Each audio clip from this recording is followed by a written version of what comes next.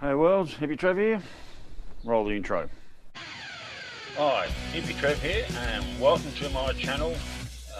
Hope you get something out of it. Rightio, so I'm still having a few overheating problems, and a few of you remember, well, that's the cup of newspaper. That's about half of what's come out of the radiator since I put the motor in there. So I've pulled out the 160 opening thermostat and I've put in a 180. I've also reflushed the radiator half a dozen times. Now that's the big 3-core radiator there that's out at the moment. That's another radiator I've had in there, and that seems to be running okay at the moment. I'm going to reflush that. But right now I've pulled the water pump off and I've flushed out both the galleries, pressured them through with a garden hose on a pressure pump all through them galleries. It's also blown through both the hoses and through the heater box, so that's all been done. So water pump's off. There was no newspaper. My biggest thought was there was newspaper stuck in all these galleries. I believe a mouse had come up into the water pump and nested in the water pump, and that's where all the paper was coming from. Well, that's my theory. So I thought, okay, I've had enough of this. I'm just going to pull the water pump off. So there's the water pump there, and it's it looks clean and healthy. There doesn't look to be anything wrong with that, and it's all, you know, there's nothing blocking that anywhere, and there's no paper in there, so that's not an issue. Now the other thing I'm going to do is, that's the V8 pulley.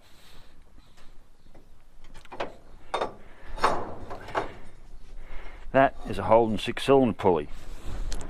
And as you can see, it's got a much smaller size hub, and that makes the pulley smaller.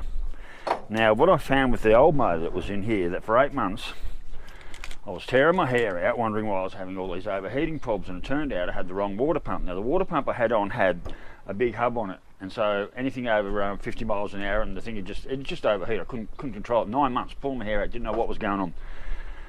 Finally discovered that I had the wrong water pump on, and I put a smaller hub water pump on. That was the end of all my overheating problems. It just solved it there and then on the spot. Now this is the water pump that's supposed to come with it. Now this is your normal V8 water pump that was on the motor.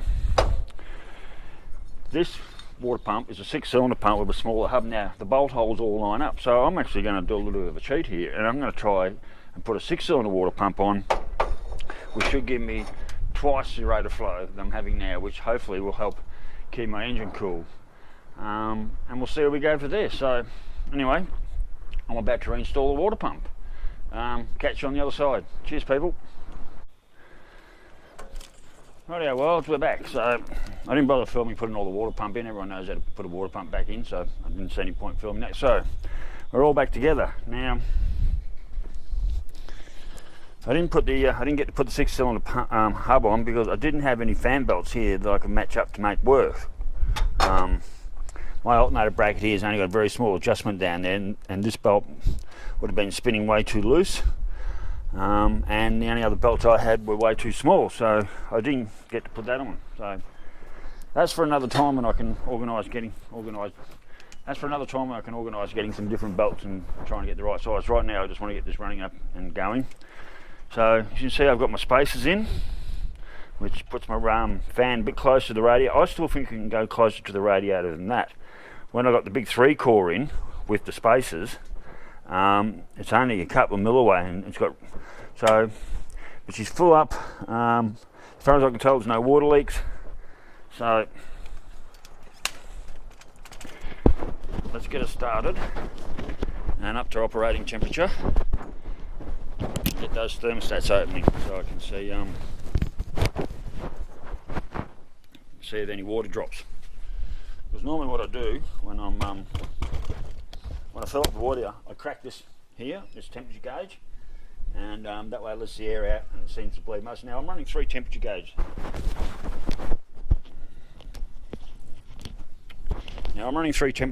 In this thing. Left bank, right bank, and idiot light. Now the idiot light's never come on, but I've had this right side runs hotter for some reason. I have no idea, but this side can be sitting at 220 Fahrenheit, and this side here can be sitting at 180. And when I pull on stop, this sometimes goes around to 270 Fahrenheit, while this one sits at around 200.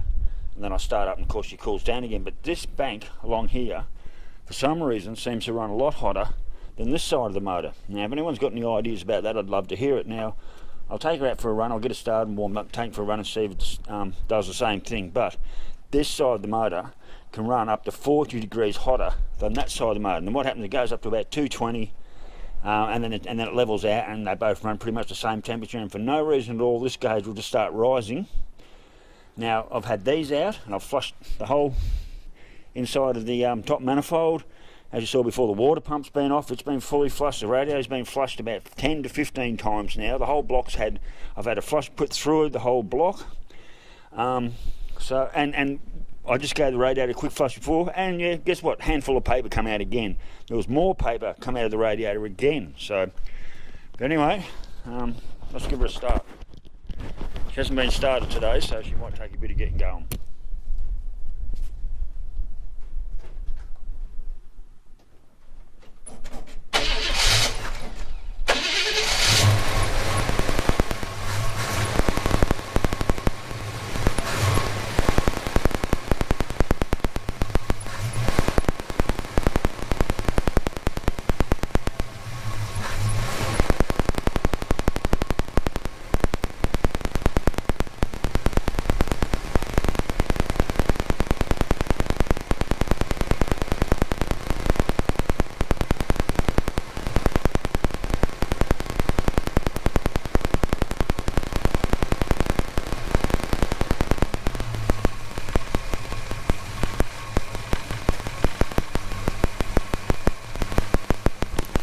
Rightio, so that's cold start, no choke.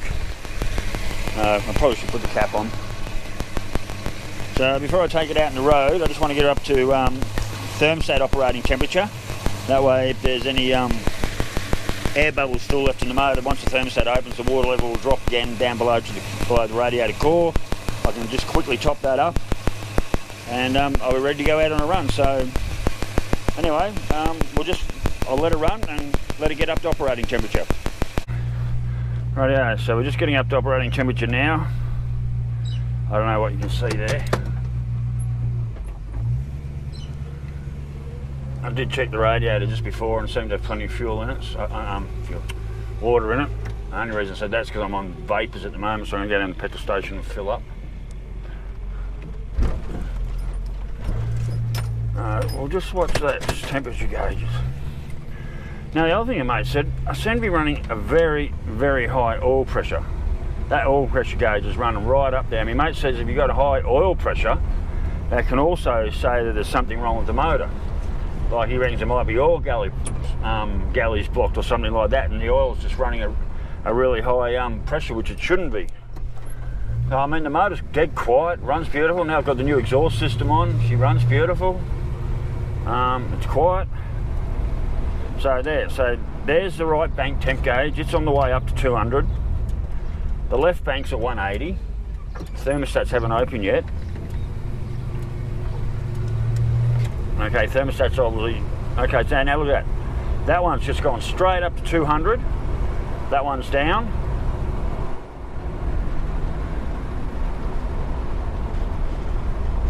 $200. That thermostat should have opened by now. So so they're both sitting at 200. Something's going on here. Thermostat.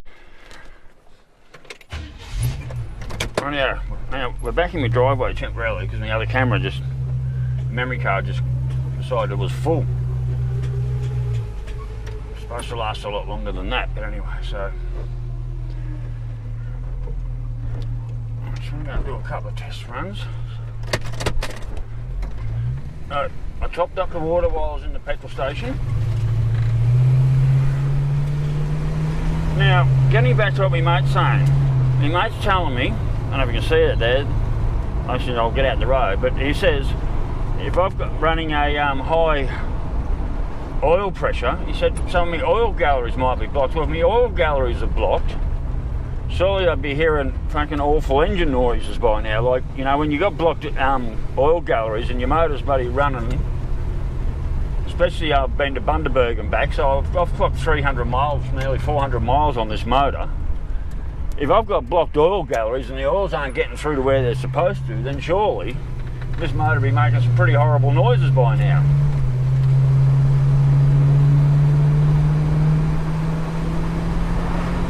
So if you see that oil gauge there, it's running pretty, it's running at 60. It gets up to nearly fucking the end of the gauge. So that's 60 something. I think that's 60, I haven't got my glass on, I can't read it. So that's a fairly high oil pressure, I would reckon. No, let's go back to my temp gauge. So we'll have a look out the road. Okay, we're travelling. Another warm one up here today. I reckon she's about 35, maybe hotter. Hey Wells, don't you love the air conditioning, which really just involves winding down the windows and have your hair blown everywhere, if you're lucky enough to still have hair. So anyway, back to the temp gauge.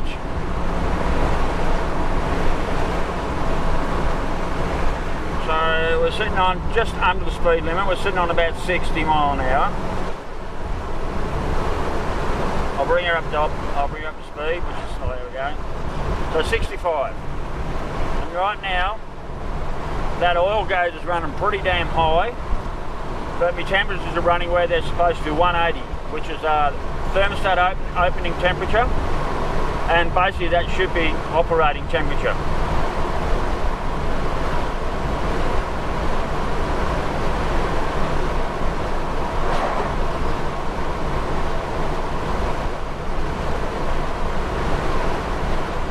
So it's not doing it at the moment, but like I said, normally the right engine bank, the temperature gauge would go right up to here. And while that would be sitting there, it's not doing it today. So maybe taking the water pump out, flushing all the galleries out might have helped.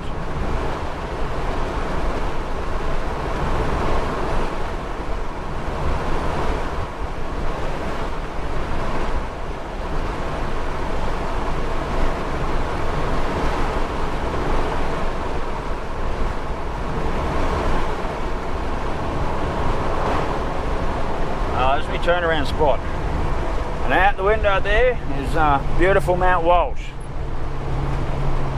I've been up that a few times now. That's a hell of a bloody climb to get up there, I can tell you. But yeah, twice in one day. That was a big day. So alright, so we're going to slow down, do the U-turn back to town.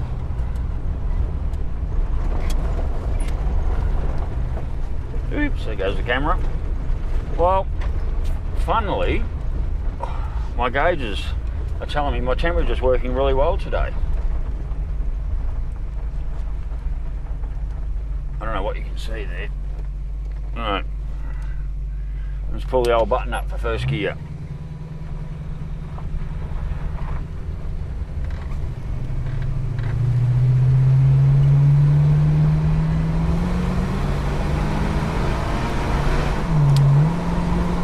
Oh, there goes my camera.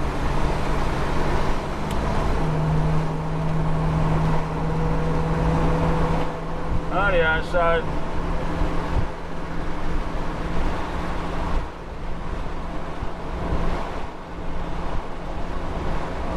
well, it's all behaving how it should today. Wasn't doing that the other day.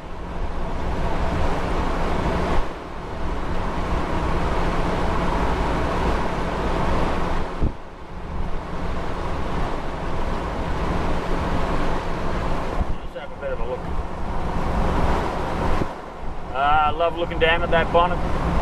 The nice Monaro bonnet and the bonnet spear looks great.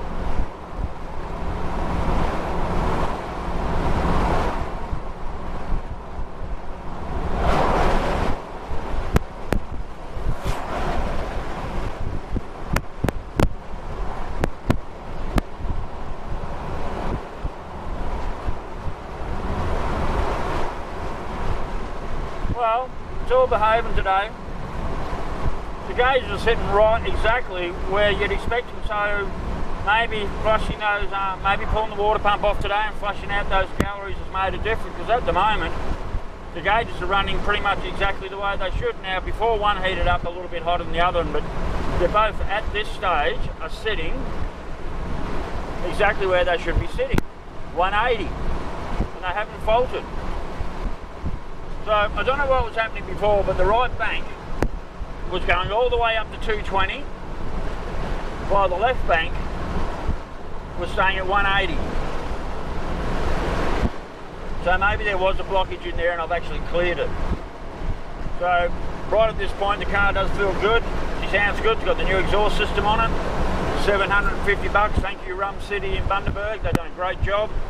Took them a few hours, but that was all right because the outcome was I've got a beautiful sounding exhaust. Just a twin system, crossover, collector pipe, and I'm only running 2-inch. That's all I need because the car's only running a 350 Holly. So, well,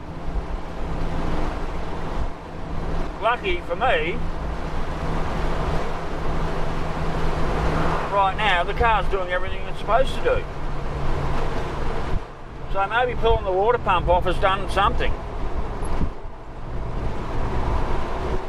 Taking that water pump off and blowing those water galleries out, one with air and two with a high pressured hose, may have just cleared what was causing the overheating problem. And as I said earlier, when I flushed the radiator, a big shitload of paper also came out as well. So maybe there's no more paper to come, which would be wonderful.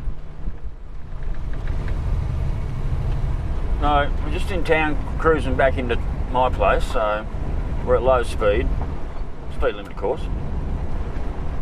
Smoky old day out there. Now this is normally when the temp gauge starts going up at low idle, so they've gone up a little bit, but normally they've gone up a lot higher than that as I've come back into town.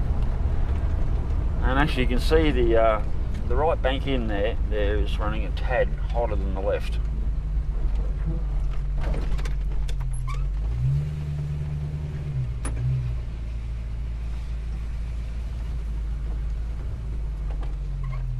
Okay, so touchdown in the driveway.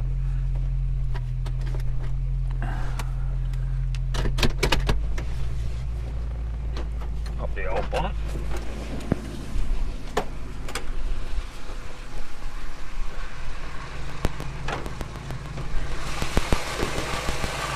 So, no water leaks, that's the main thing.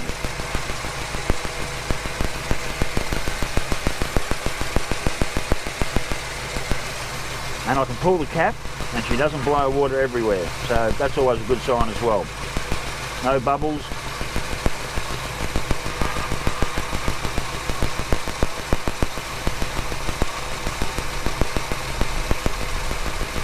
So I don't believe I've got a blown head gasket.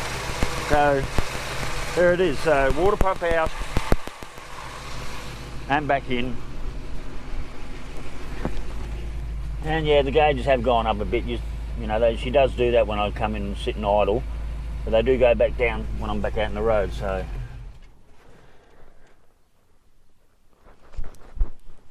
anyway, worlds, so that was water pump out, complete gallery flush, water pump back in, radiator flush, more paper come out, put back in, and now both gauges tell me that the car's operating pretty much the way it should. So anyway, worlds, I've got more test driving to do. The days are getting hotter, so I'll be doing more tests in the hot weather. So anyway, as everyone knows, stay safe, cheers, and keep your knees in the breeze. Later, worlds.